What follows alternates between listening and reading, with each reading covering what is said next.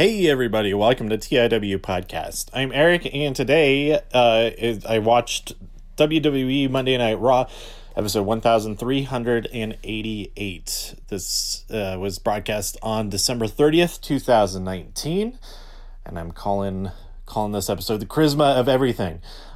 So this is the final WWE episode of the, if you don't count WWE Backstage, which will air the next night on New Year's Eve. And there's a match that's happening on the Fox New Year's Eve show, whatever it is, Roman Reigns versus Dolph Ziggler. So you could count that, I guess, as the last WWE thing of the year. But anyway, if you don't, this is the last regular episode of an arena show of the year, of the decade. And it was a doozy. There's a lot in this episode that I liked very, very much. There's stuff that was maybe not so much, but I still enjoyed it. Maybe enjoy isn't the right word for that, but we'll get all the way through there. Okay, so I talked about it in the last episode because I summarized the whole week of stuff in one episode. For week 52 of 2019, that I'm going to make some changes of some kind to the show for this next year. So this might be the last episode that's like this. And then again, the only change might just be the way I number the episodes, and everything else is exactly the same or whatever. But and even if that's the difference, if that's the one change, then like nothing will actually change other than like the graphics slightly. There'll be one less thing on the graphics for the episode. But yeah, I'll get into that for a second. So for 2 years, or I don't even know when I started doing it at some point, I think in 2018, at the beginning of 2018, at the very least, I started doing the episode by week of the year, and by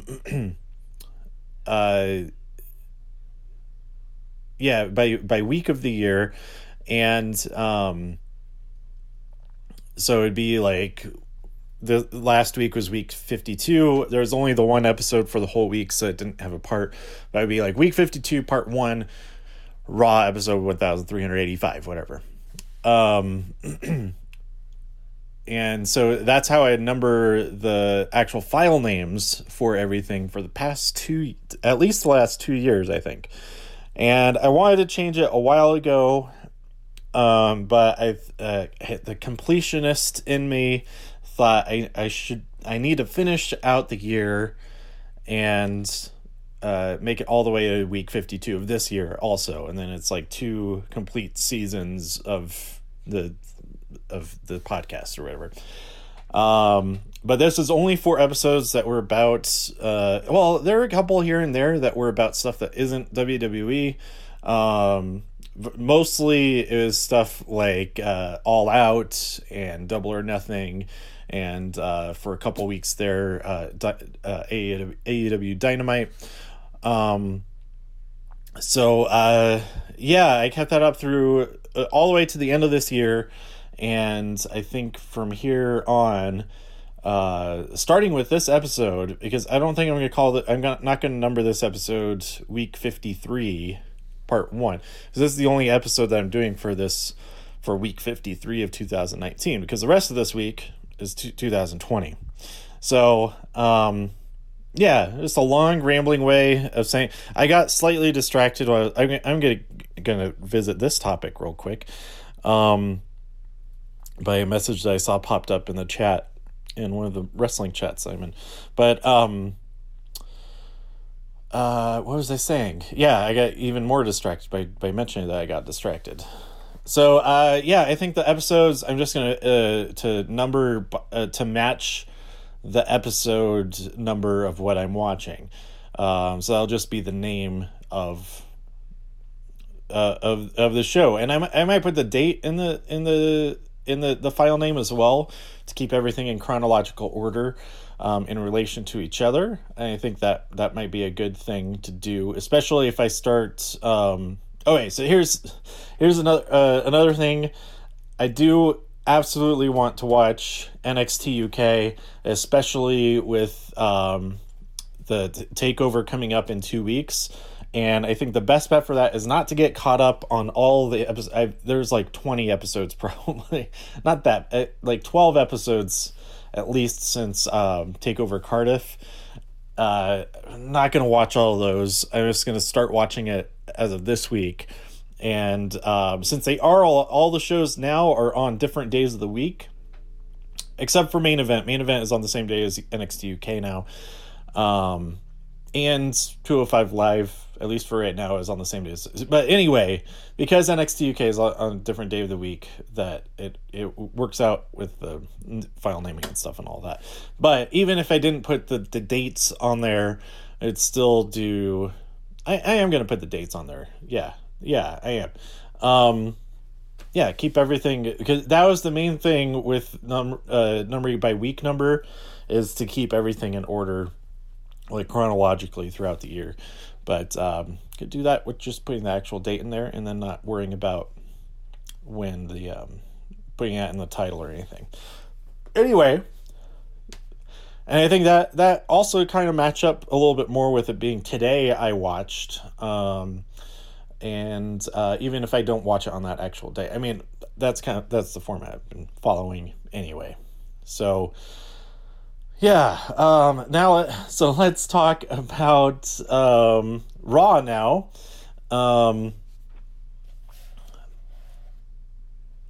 So we open up the show with Kevin Owens showing talking about all kinds of stuff, but one of the things he does is show us clips from Rey Mysterio versus Andrade, where Andrade won the championship because Rey was weakened from being beaten down by the AOP and Seth Rollins.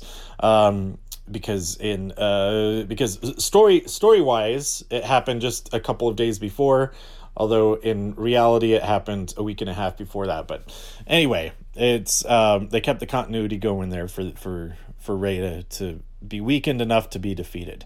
So Seth and AOP arrive. Seth is wearing a black glove, so I think his name should now be Seth Mittens or Glove Rollins. I don't know. But yeah, he's just I think this is the first time we've seen him wear, and I haven't seen anybody mention this black glove. I haven't dived all the way back. Most of the conversation online is about the final segment of this episode, so I didn't check out the live tweets or anything for the beginning of this episode. So there might be a lot of people talking about that black glove, but yeah, it's a choice for sure. Let's see. Kevin tries to attack them as they're coming down the ramp, but there's three of them. They overpower him, but Samoa Joe arrives, and he causes some destruction. Kevin goes and gets a chair, and then security arrives to break it all up. And backstage, we get an interview with Kevin and Samoa Joe, and Joe says, well, Kevin won't be alone anymore. That's what Seth really made sure of. And then... They're like, okay, the security comes to escort them out of the building, and says, well, we did everything we needed to do this week. And they're like, yeah, so let's get going. We can get started planning what we're gonna do next week. What do you think of what I'm thinking?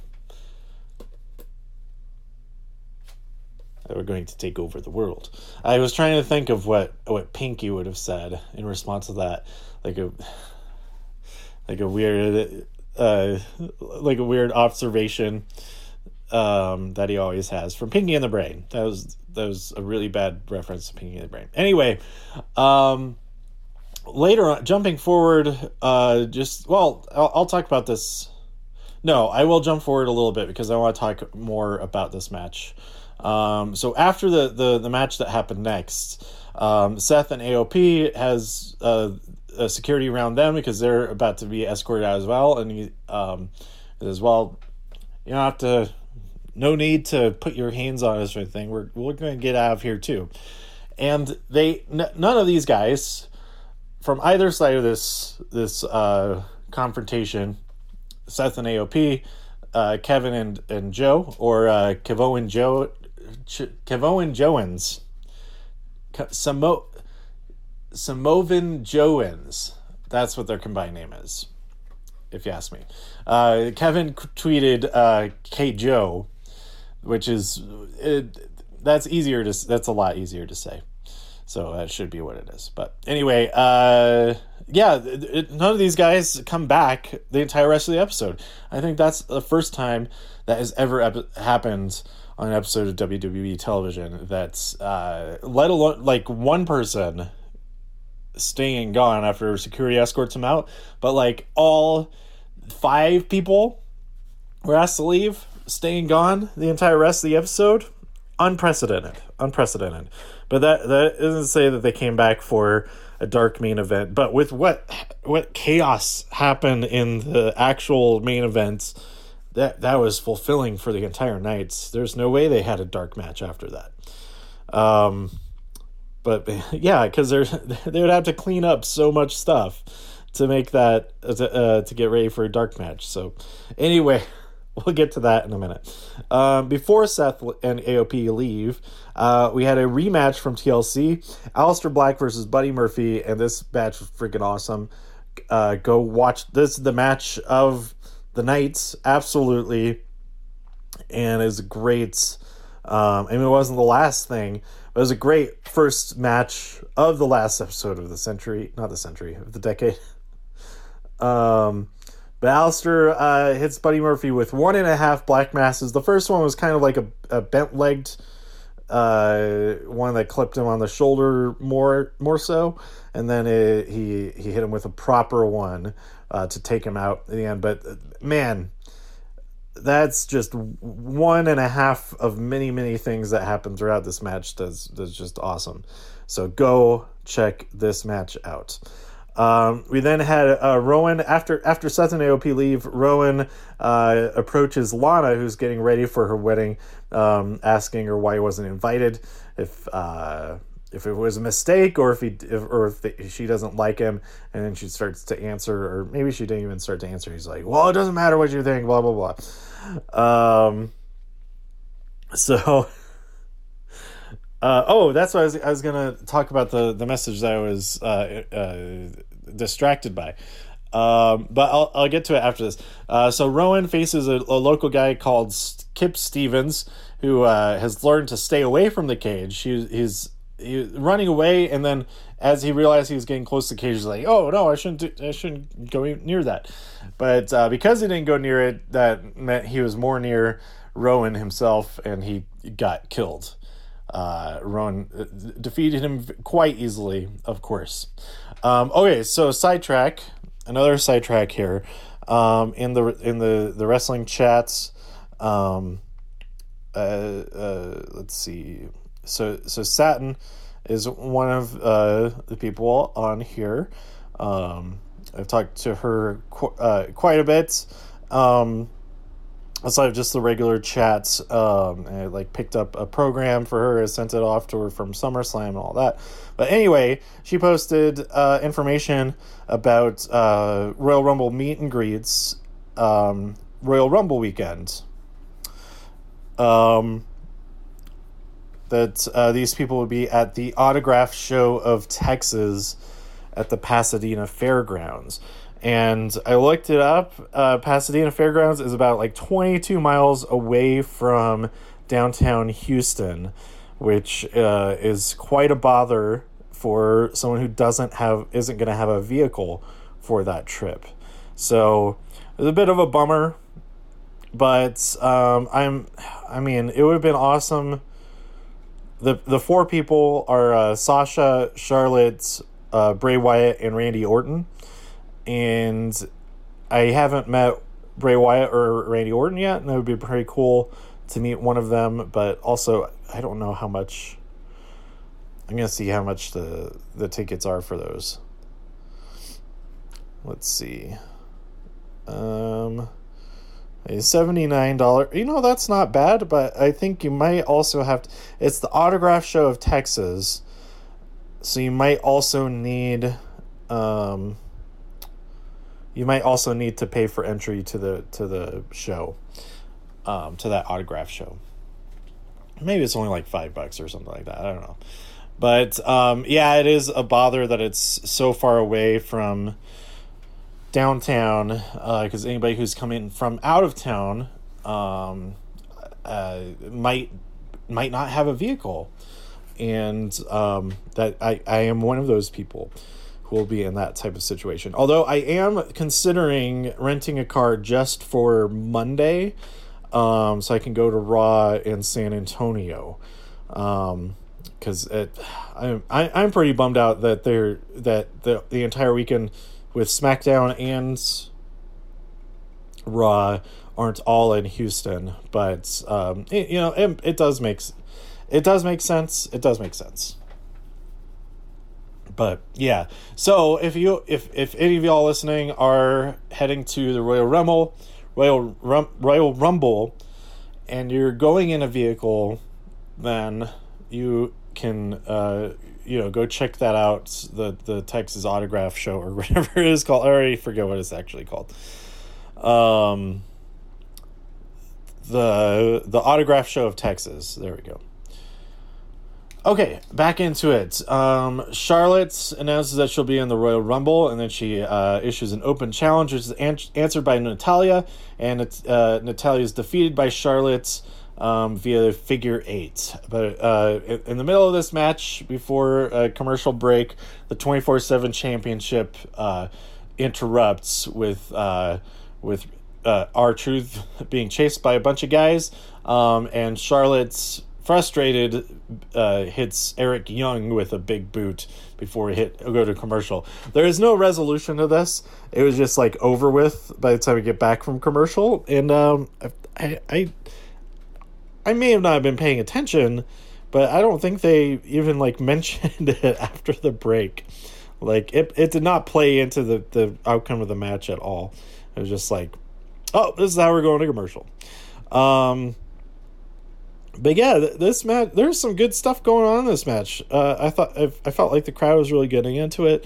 I was getting into it, and like for, I don't know. It is kind of annoying, like that. This is the only women's match on the episode, and it's in and you insert this thing in the middle of it. Like, you couldn't put this have it happen during Rowan versus Kip Stevens, like that it's a squash match otherwise, but break that up, extend it out a little bit. I don't know.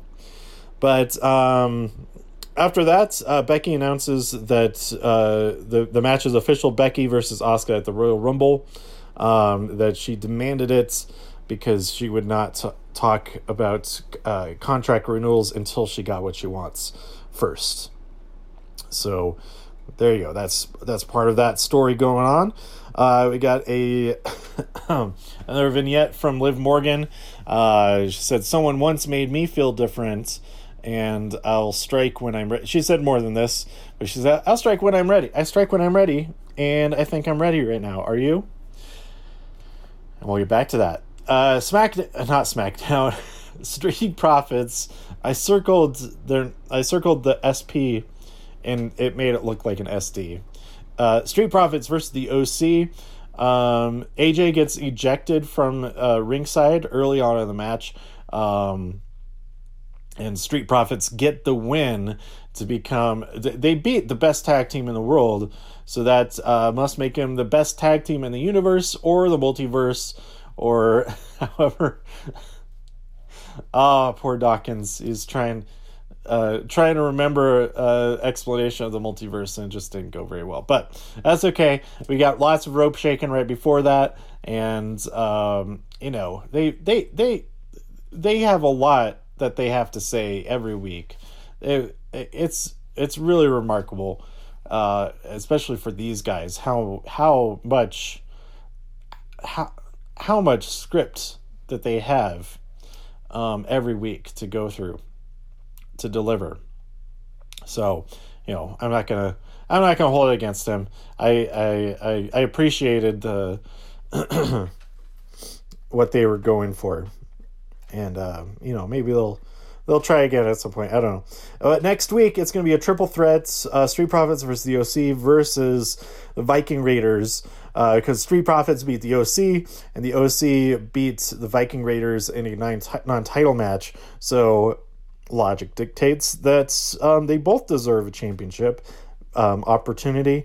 But being a triple threat, there's no disqualifications. AJ Styles could be out there causing havoc, but also Randy Orton could be out there.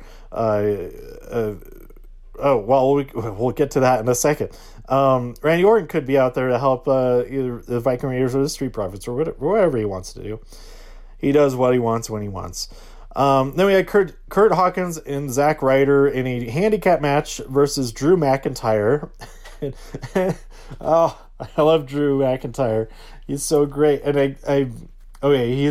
he's far, far away from the land of SmackDown, the land of Baron Corbin, all of that. He's on his own, and he can just shine as the great wrestler and talker and everything that he is. I forget what he was saying, but I absolutely love that he, like, there's a kid there at the rails of the entrance ramp, and he's like, mind if I lean here? It's like, it doesn't matter what you think. He just like leans there against the barrier for a little while as he's talking, and man, I just enjoyed everything about like the entire time he was. I don't remember anything he said at all, but I loved it anyway. So Drew McIntyre, he's got to be okay. Drew has got. Who's going to fight Brock Lesnar at the Royal Rumble? Because all these other guys are like so focused on each other, with AJ and Randy Orton focused on each other, with Seth Rollins and Kevin Owens and Samoa Joe and AOP all focused on each other. Who is going to face Brock Lesnar at the Royal Rumble? I kind of hope that it's Drew McIntyre, but I think it would be pretty fantastic if Drew McIntyre dethrones Brock Lesnar at WrestleMania. But if this match happens before that, I'm totally fine with that as well. So, man, get Drew McIntyre into the main event ASAP, please. ASAP, please. That's dumb. So then Randy Orton comes out in crutches. He needs help getting into the ring. He says he really screwed his leg up. He may be out a long time and maybe might not ever return. But AJ comes out to interrupt and taunt Randy.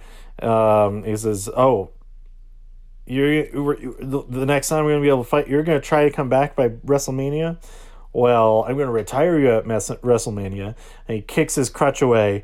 After taunting him more and more, is like, come on, I'll put my hands behind my back, RKO me, all that. And he says, well, I'm patient, so I'll wait until WrestleMania. And then Randy says, well, the difference between us is that I'm not patient. Hits him with an RKO, his knee is totally fine, and everything is great. I really enjoyed that. He really got me. I was really worried and sad. Like, man, Randy at a house show, messing up your knee. You might have to retire for it. All of that, and it was a big old swerve. I liked it. They got me good. Okay, then we had Andrade, the new United States champion, with Zelina Vega at his side versus a local guy. I think, I wasn't paying. I did not recognize the guy who he was beating up, so I think it was just some local guy. He's about to destroy him onto the concrete, but Ricochet comes to the rescue, and we end up with Andrade versus Ricochet. I cannot complain about any episode that contains both Andrade versus Ricochet and Aleister Black versus Buddy Murphy. Yeah. So Andrade wins via hammerlock DDT after Zelina Vega pushes Ricochet off of the ring post of the corner while the referee was looking away. So, next week we are going to get Andrade versus Rey Mysterio. Rey getting a rematch for his United States Championship, and that should be pretty fantastic to see on TV there. I don't know. I could see Rey winning it back on that episode, and then they getting then those two going at it again at the Royal Rumble. If Andrade wins, I don't see Rey getting another shot at it. At least for a while. At least not until after the Rumble. But anyway, that was the main event of the night, and there's nothing else to talk about. No, the last segment of the evening, I thought, this is gonna be quick. It was like a quarter till they're gonna get through this. And as it was happening, I was hoping, maybe they'll just cut off right before the I do's, and that'll be a really kind of funny meta type of thing. But no, they overran this segment a solid 10 minutes over past the end time with the wedding of Lana and Bobby Lashley. So as the wedding was starting to get underway, there's so much to possibly talk about this whole segment. It's both awful and fantastic at the same time. It's depending on how you look at it, what you look at from it, it goes either way. But the Rusev Day chants are going on throughout the thing, and Lana keeps telling them to shut up, and trying to get Lana Day chants going, all of that. They say their vows to each other. They're exactly the same vows, because Lana goes first. She has her vows that are all about her, and how great she is, and then how lucky Bobby is, and then Bobby's vows are the exact same vows, just from his perspective.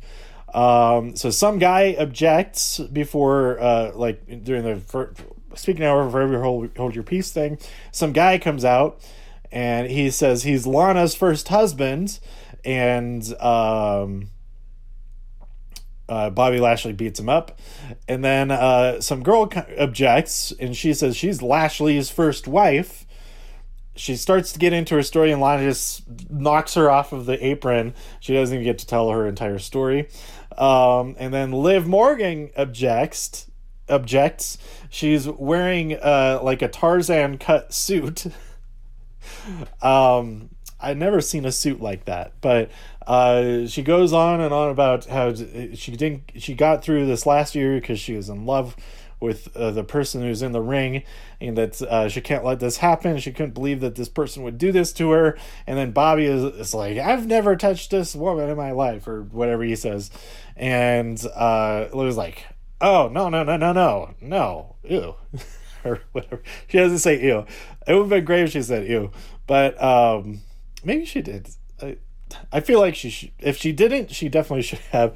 And you're like, I'm not talking about Bobby, I'm talking about Lana. And the crowd, oh! And I was like, why did you do this to me? You love my life, blah, blah, blah. And Lana just attacks her. This big old fight with the wedding dress getting messed up and all that.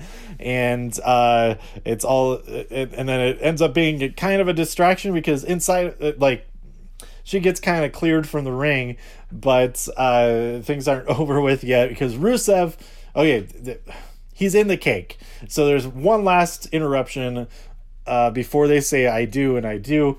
And Rusev bursts out of the cake. He attacks them. Liv gets in there, is attacking Lana. A big old brawl. And then Liv and Rusev are standing tall at the end of the show. And it took it took a long time to get there.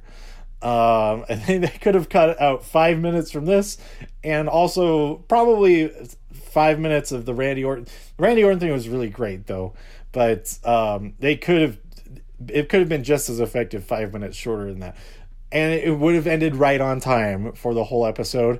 But you know what? It's fine. I still enjoyed it. It was just maybe a little bit annoying for DVR users that the recording stopped right at the hour. They missed the best 8 minutes of the entire decade of Monday Night Raw. So there we go. They did not get married. They did not end the decade with getting married, with the marriage of the century, the wedding of the century, or the decade. I keep saying century, not decade.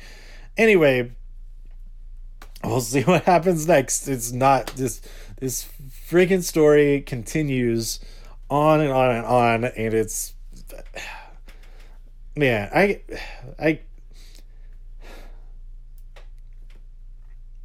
it is interesting.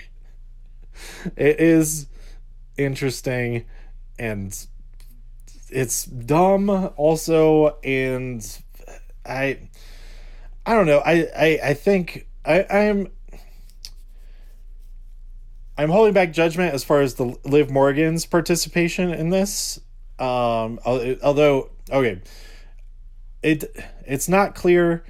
I feel like there's ambiguity about whether what she admitted to, being in love with Lana, all that is authentic or not, as far as the story, like, you know what I mean.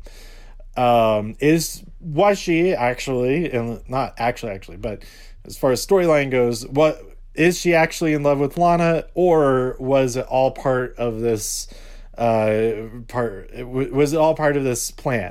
by Rusev? Were those other two people all just part of this plan from Rusev? Like it could have all been a huge scheme, and those other two are also part of their faction. I don't know, but yeah, I feel like it's more likely, and maybe that's even worse than if she is supposed to have those feelings, is that she lied about having those feelings just to get a rise out of her or whatever. But I think, well, from some of her posts, it could also be her just poking the buttons, that she's continuing that lie by posting pictures of her and Lana being like, see, look at us together, all that kind of stuff. I don't know. But yeah, I'll wait and see what they are doing with that entirely, because I feel like it's more so, yeah, I get being upset about it, why people would be upset about that element of this story, but you know, even if that was the intention, they could still change it, as she was lying about that she would, like, because, you know, they didn't do anything romantic on screen or anything like that, so it could all just be a ruse, Rusev. But yeah, we'll see what happens next week as far as all of that goes. So there you have it. That is overall, I thought this was a pretty great episode. A couple of awesome matches, some great promos from Drew, and the Randy and AJ segment was awesome. And then the historical event of people who were kicked out of the arena at the beginning of the show not coming back. That's monumental. I'm pretty sure that's never happened before, at least not on this scale. So a lot about this episode to remember, a lot of it maybe to forget, but I'm looking forward to 2020. What's going to happen next? How does this all pay off in the Royal Rumble? Last year's Royal Rumble had the best storytelling from top, like, throughout the show, and it started at the beginning of the kickoff matches, and it ended at the end of the night.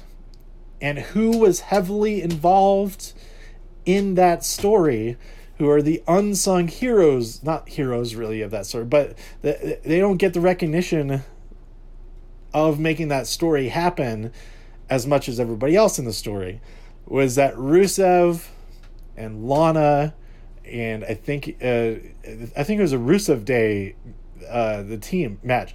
Anyway, they were involved in the kickoff show. Lana got hurt during that match, and that was what opened up that spot right at the last second at the end of the night for Becky Lynch to come in, take that spot, and win the Royal Rumble.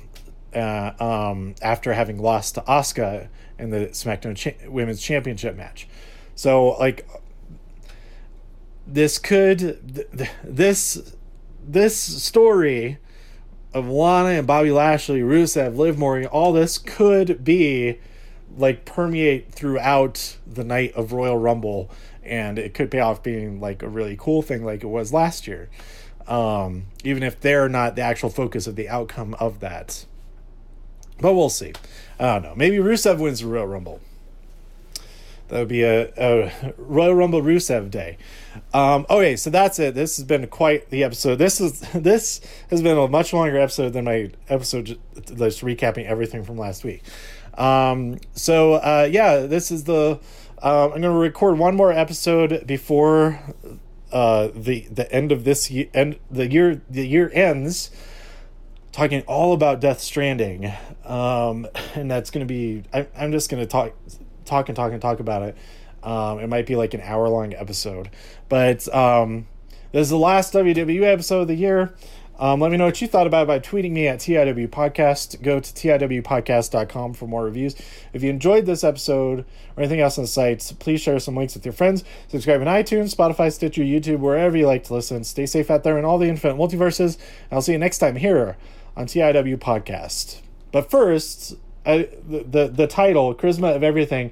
So Tom Phillips tweeted just those words that were words that Lana said during her vows,